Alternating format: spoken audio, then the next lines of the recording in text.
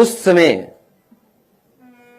Samajwadi pension से गरीब परिवारों की मदद हो रही थी।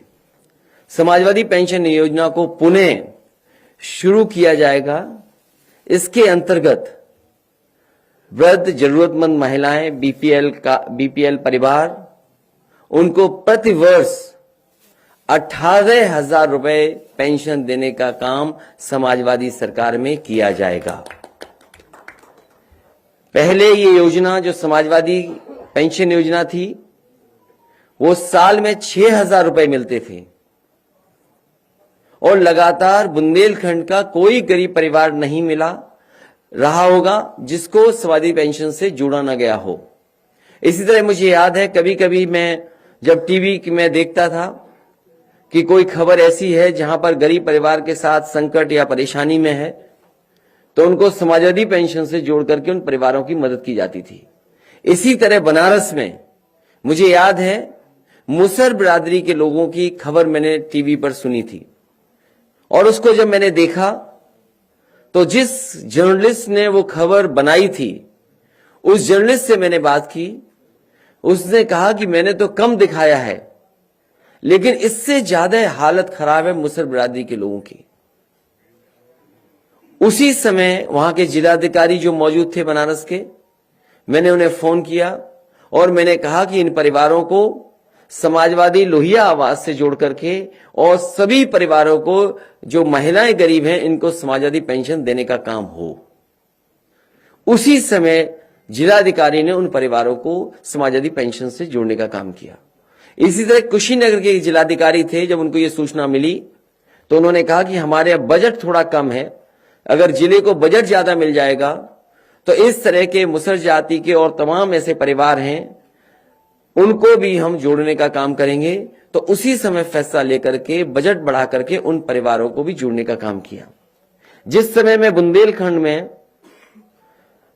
समाजवादी पैकेट को बांटने गया और मैं एक बहुत पुराना स्थान है जैन धर्म का, देवगढ़, वहां गया। वहां जब मैंने देखा जंगल के बीच में ट्राइबल लोग, जनजाति लोग परिवार रह रहा था, पूरा गांव था, उन्हें पता है कि मैं वहां से गुजर रहा हूं, तो जो कुछ उनके पास था उससे वो स्वागत करने आए थे। जो वो अपनी ढपली बजा रहे थे वो भी फटी थी। जो वो फूल लेकर के आए थे, वो कनेर के फूल और जंगल के फूल लेकर के आए थे, उससे माला बनाई थी।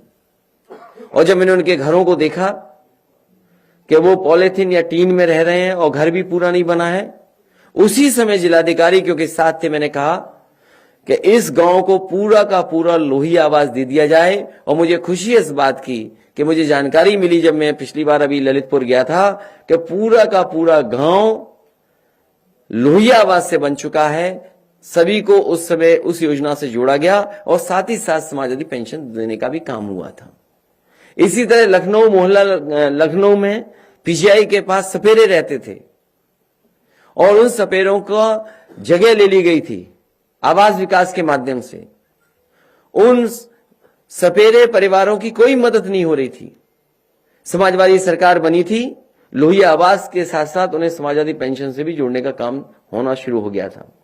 मुझे याद है कि कन्नौज में बड़ी संख्या में मुझे अक्सर हमारे कार्यक्रम में सपेरे मिलते थे, सपेरे समाज के लोग मिलते थे।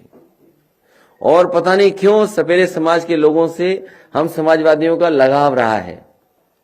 वो हो सकता है इसलिए भी कि जो हमारी पहचान थी, अगर हम किताबें पढ़ें, पुरानी पढ़ें, तो जो राइटर्स थे जो भारत आए, उन्होंने जहां जहां भारत को किस रूप में लिखा, उन्होंने ये भी कहा कि भारत स्नेक चार्मर्स की देश है। तो उसी समय फैसला लिया था कि एक्सप्रेसवे के किनारे एक स्नेक चार्मर्स विलेज बनाया जाएगा। उस समय जमीन चिन्हित हो गई थी, जमीन नहीं ले पाए थे, लेकिन समाजवादी पेंशन दे दी गई थी उन परिवारों को, लोही आवास भी दिया गया था। लेकिन पुणे जब सरकार बनेगी तो एक्सप्रेसवे के किनारे स्नेक चार्मर्स विलेज बनेगा। साथ ही साथ ऐसे परिवार जो ऐसे गरीब, जिनकी जातियों के नाम पे ही गरीबी दिखाई देती है, जात के आधार पे ही बहुत गरीब है, उन परिवारों को 100% समाजवादी पेंशन से जोड़ने का काम समाजवादी सरकार में होगा। एक बार फिर मैं प्रेस के लोगों का धन्यवाद देता हूं और दोबारा कहता हूं कि समाजवादी पेंशन योजना शुरू होगी। इस बार 6,000 साल नहीं मिलेगा, इस बार 18,000 रुपए साल मिलेगा। और मैं अपने ऑपरेटरों से कहूंगा कि अगर पुराना एड उन्हें मिल गया हो, क्योंकि प्रेस में उस एड से शुरू करना चाहता था, वो एड जरूर चलाएं और उसके बाद प्रेस। साल के 6,000 और महीने के 500, ये सिर्फ रुपए नहीं है। किसी मजबूर बेसहारा के घर में इन्हीं से रोटी की खुशबू है आई, और कभी यही बन जाते हैं दवाई। समाजवादी पेंशन योजना में 500 रुपए की मासिक धनराशि के साथ परिवार सदस्यों और खासकर बच्चों और विकलांग सदस्यों को शिक्षा और स्वास्थ्य संबंधी लाभ दिए जाते हैं। समाजवादी पेंशन के पैसे जब पूरे के पूरे इनके हाथों में आते हैं तो इनकी कमजोरी में इनकी ताकत बन जाते हैं।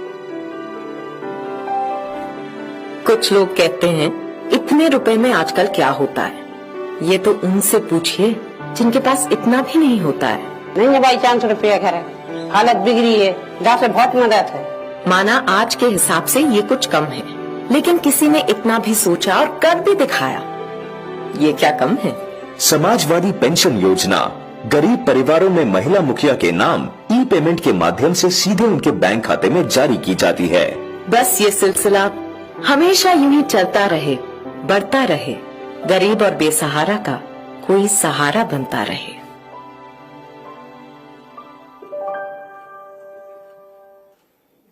इस एड के माध्यम से ये भी मैं बताना चाहता था कि सबसे ज्यादा अकाउंट अगर किसी ने उत्तर प्रदेश में खुलवाए थे तो समाजवादी सरकार ने। साथ ही साथ सबसे ज्यादा ब्रांचेस बैंकों की अगर किसी ने खुलवाई थी तो समाजवादी सरकार में। और सबसे पहले सबसे ज्यादा डीबीटी सिस्टम से अकाउंट में सीधा पैसा पहुंचाने का काम भी समाजवादी सरकार में हुआ है। लेकिन झूठों से कैसे मुकाबला करें, ये सबसे बड़ा सवाल है। आप जो आजमगढ़ से इलेक्शन लड़ने का आपने पहली बार जो निर्णय लिया है, तो वो बताइएगा। मैं आजमगढ़ की जनता से अनुमति लेकर के ही चुनाव लड़ूंगा, अगर चुनाव लड़ता हूं तो। नहीं, आजमगढ़ की जनता से अनुमति इसलिए लेनी पड़ेगी, वहां के लोगों ने मुझे जिताया है। और अगली दूसरा अहम सवाल है, अपर्णा यादव बीजेपी में शामिल हो गई है आपके परिवार की, और बाकायदा प्रेस कॉन्फ्रेंस में नाम दिया, किशोर मौर्य ने नेताजी का नाम दिया बाकायदा। तो ये आपके परिवार में सेधमारी की बात, इस पर क्या कहना है आपका? सबसे पहले तो मैं बधाई दूंगा और शुभकामनाएं, और साथ ही साथ हमें खुशी इस बात की है कि समाजवादी विचारधारा का विस्तार हो रहा है। समाजवादी विचारधारा का विस्तार जो हो रहा है, मुझे उम्मीद है कि हमारी विचारधारा वहां भी पहुंच करके और संविधान और लोकतंत्र को बचाने का काम होगा। आपको लगता है नेताजी का आशीर्वाद होगा इस कदम के पीछे? नेताजी ने बहुत कोशिश की समझाने की, नेताजी ने बहुत कोशिश की समझाने की। इससे जुड़ा आखिरी सवाल, क्या टिकट आप नहीं दे रहे थे इसलिए ऐसा कदम उन्होंने उठाया? टिकट अभी पूरे नहीं बटे हैं, और टिकट किसको मिलना है किसको नहीं मिलेगा, ये क्षेत्र और जनता पे निर्भर करता है, और हमारी इंटरनल सर्वे रिपोर्ट पे भी निर्भर करता है।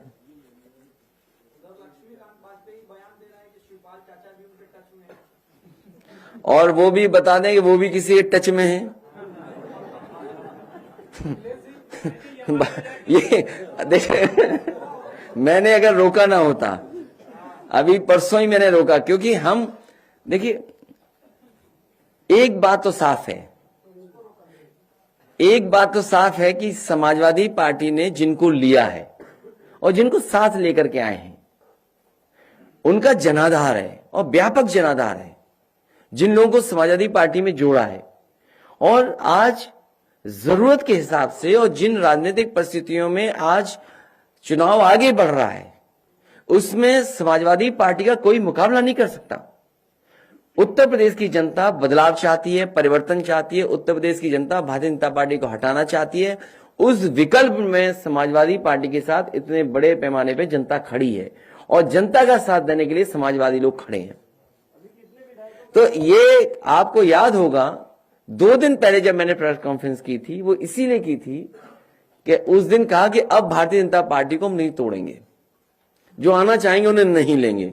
इसलिए जो टच वाली बात है ना, अगर कुछ इधर टच में है तो हमारे भी उधर टच में है।